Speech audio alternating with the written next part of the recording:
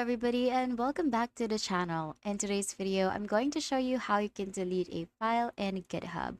So without further ado, let's get started. First thing first, you're going to head over to github.com and then you're going to make sure that you're logged in or you have already created an account.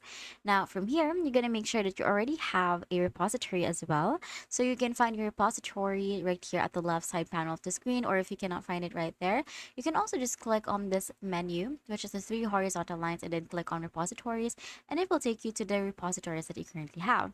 Now you're going to have to choose the repository that you want to delete a file from. So I'm going to choose this one. Now from here, you're just going to choose on the file that you want to delete. So for example, I'm going to click on this new file right here and I'm going to delete it. This one doesn't really contain anything.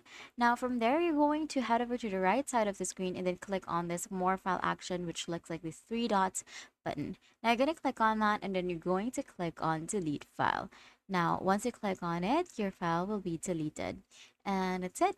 The next thing that you're going to do in order for this to reflect in your repository is to make sure that you click on commit changes right here.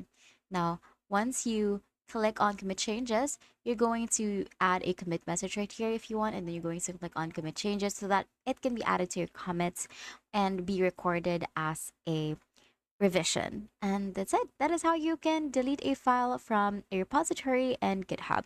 If this video helped you, please don't forget to like the video and subscribe to the channel for more videos like this.